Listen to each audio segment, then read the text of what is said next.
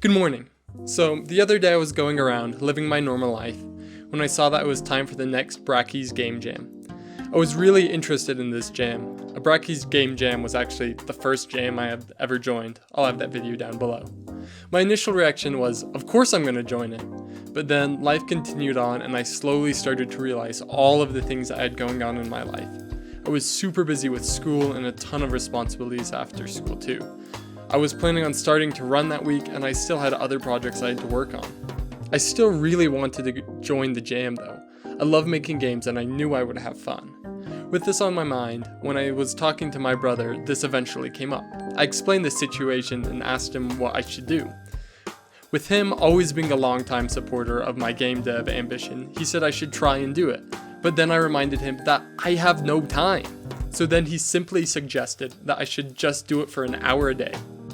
An hour a day, that's it. It immediately sparked with me. I was going to code for just an hour a day.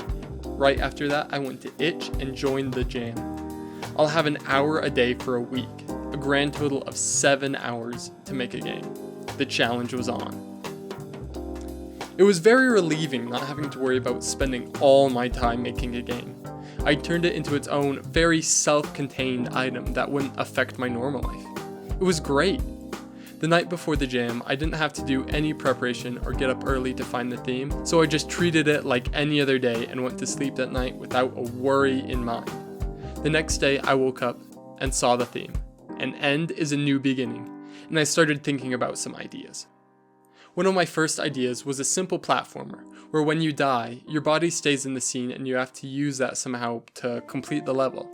As I was thinking about this, I started to realize that it would be really hard to make puzzles with this, and it would be really easy to cheese just by dying a million times. So I pretty much scrapped that idea. A couple more hours of thinking, and I thought of another idea. What if, when you beat a level, or the entire game, you just go back to the start and have to beat it again?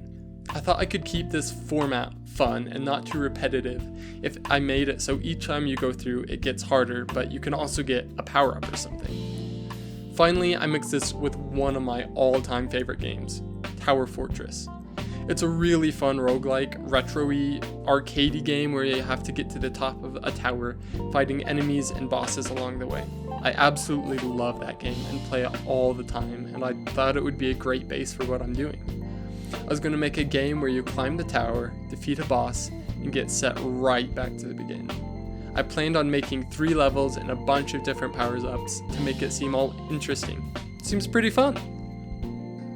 Finally came time to actually sit down and code my game. I pulled up an empty Unity project and was ready to start the timer. Okay, I'm ready to start my hour. I got an empty project here, nothing in it, it's just completely new project, and I'm ready to start the timer, so let's get on with it. As I first jumped into the project, I realized that first I needed to find some temporary assets on the Unity asset store. With the crunch of the 1 hour time constraint, I could already feel the pressure. Okay, I'm thinking 2D castle. This one it is. So I quickly found a temporary asset set that actually looked really amazing. With this in my Unity account, I jumped back into my Unity project and was ready to go. I got the temporary assets in and started to set up the tile set. With the basic level blocked out, I then went on to making the simple player movement. I opened my Visual Studios and started to write my code. At first it was all fine, but then I started to notice something. My IntelliSense wasn't working. For any of you that don't know what that is, it's just a very basic code completion for VS Code, and it's small but super helpful. It's basically the code equivalent of autocorrect. But without it, it was a pain in the butt, and I didn't have the time to fix it. Time was ticking and I wasn't slowing down, so I just had to deal with the pain and live without IntelliSense for the rest of the day. I finished up making the player movement and started adding cool extra features. I made a double jump and thought that would be one of the main major movement mechanics in the game. I got this added and it was super cool. At that point, I looked over the clock and saw 5 minutes left. The time had completely flew by and I was almost done for today. Still wanting to get a little bit done, I quickly stole some code I had already written for a one-way platform and plopped into the game. A mere seconds after I'd done this, my timer went off, and I was done with my first day. Ah, shoot, no. Time's out. Okay. Okay, so the time's up. I actually feel like I got pretty good progress in there. So I have the player controller working, I have the camera movement working, and I have one-way platforms working, for the most part. Of course, I'll fix things up. Tomorrow, I'll probably try and work on a level generator. I think I'm just going to have chunks that it just generates on top of each other. I don't know, but we'll see. I'm actually feeling pretty good about the progress I did today. Before the second day, I fixed all the problems that I was having with my Visual Studios and IntelliSense and was ready to go again. Okay, we're back. So, day 2, have my project open. I haven't touched a bit of code since I've last touched it, so let's get back at it, I guess. This is scary. Okay, let's go. I started off the day right away by fixing the one-way platforms I had hastily shoved into the game. It took almost no time at all to completely fix the one-way platforms, and I was super happy with that. Next was time to tackle the harder problem. I wanted to make the tower randomly generate.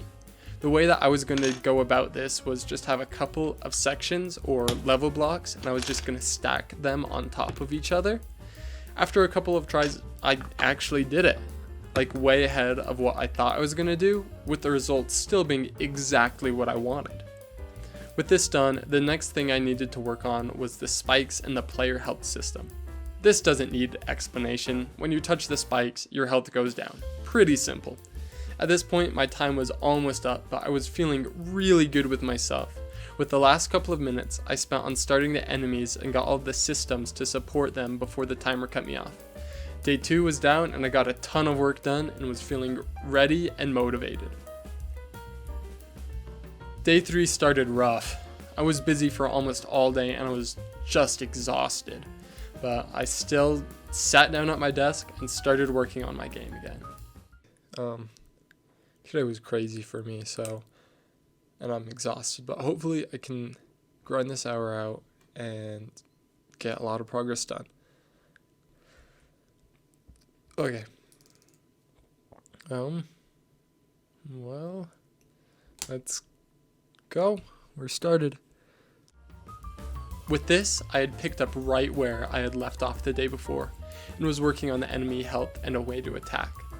After I wrote the enemy health, I made a simple script that just spawns in a bullet item for the attack, and it actually worked really well. With those couple scripts made up, I realized that the next thing I needed to do was take care of the boss. I started thinking about ways I was going to make the boss interesting.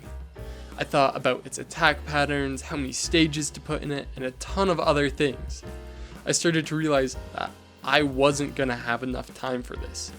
I would have to spend the rest of my time just making this single boss. That's when I got a brilliant idea.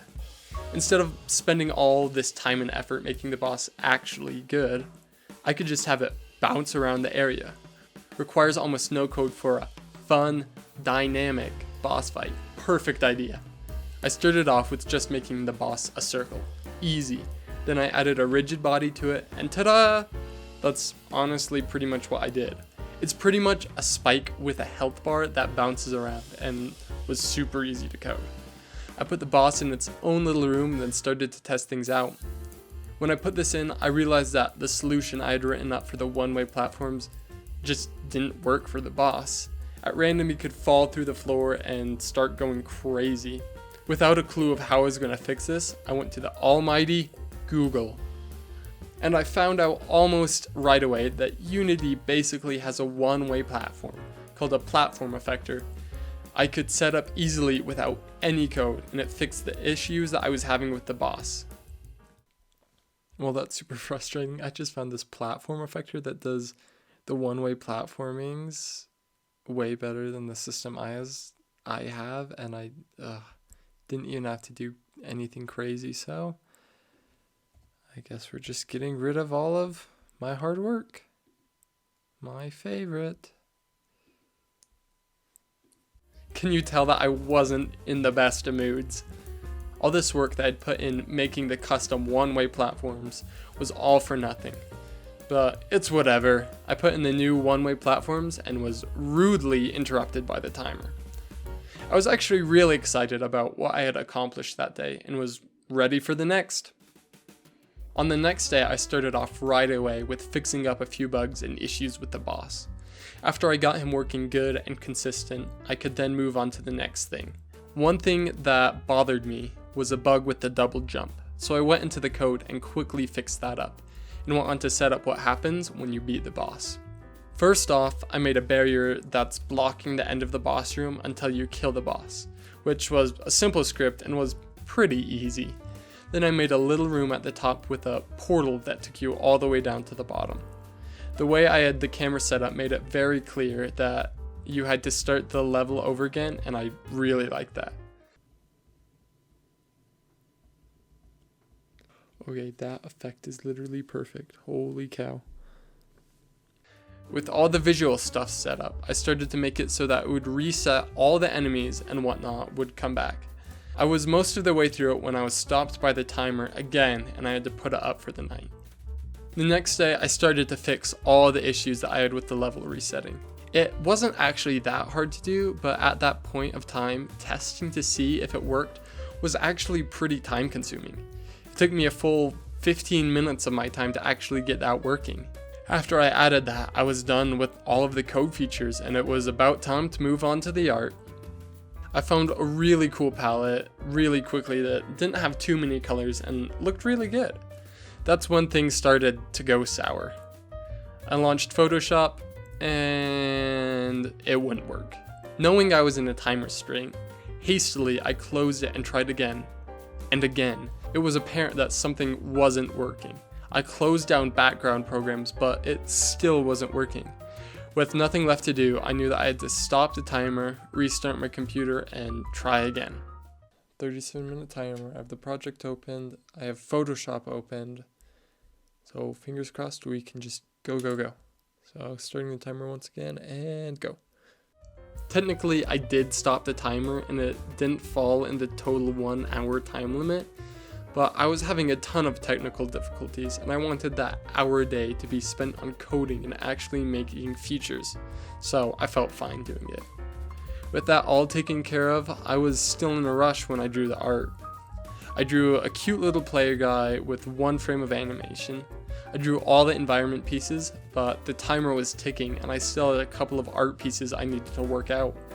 Quickly, I drew some spikes, the enemy, and just finished up the final boss when the timer blared out and quit my work for the day.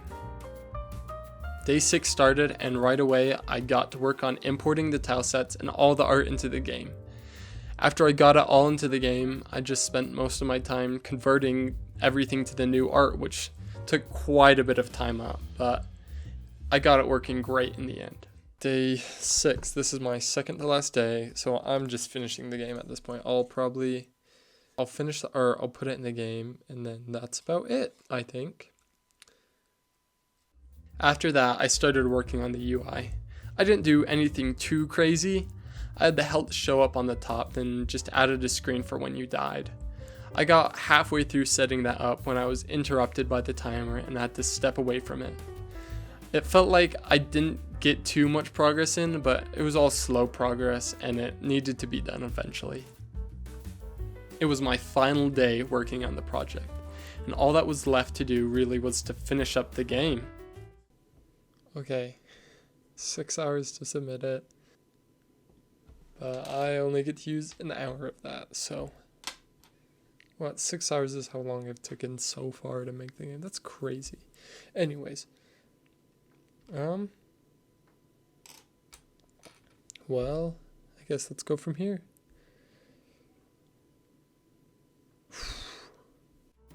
I finished up the UI and got it all hooked up and then started to work on the title screen of the game. Once I got that all hooked up, I was pretty much done, and it didn't take me much time at all. With a little bit of time, I started to build and export.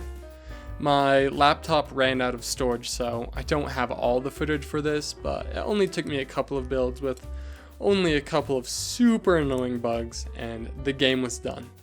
I uploaded the game to itch and started to make a page. I didn't do all of the building and making the itch in the time, but the entire game was coded up and made in a total of 7 hours. I was super surprised at how it actually turned out and was super happy with everything I did within the week. The 1 hour a day definitely took a ton of the stress off, and I felt a lot more motivated within that 1 hour limit, which felt really nice and relieving. After the jam was over, I started playing through a bunch of the other amazing games that everyone had created, and I loved to see how everyone implemented the theme into their project. There were over 700 entries to the jam in total, so I had a lot of games to play. After a while, after all the ratings had come in, I ended up taking 420th place. Nice. It wasn't the best, but I never really enter into these game jams with the intent of winning. I do them for the fun experiences, and that was definitely the case for this jam. Brackeys Jam is always great, and I had fun as always. Overall, I had a ton of fun doing this. I don't know if this is how I'm going to approach any other of my jams, but I'll definitely keep it in mind just in case. The game turned out pretty fun. I felt like I could have made it a lot better, but that's the nature of most games you make for a game jam. If you want to play the game, I'll have the link for that down below, and if you want to check out the last Brackeys Jam I did, I'll have that down below as well. If you have any other suggestions for game ideas or different challenges, I would love to hear them. Thanks for the 3 of you who are still watching to the end of this nonsense. If you like this, then like and subscribe. If you didn't, don't. Or whatever. I'm not your mom. Thanks for watching, and I'll see you next time.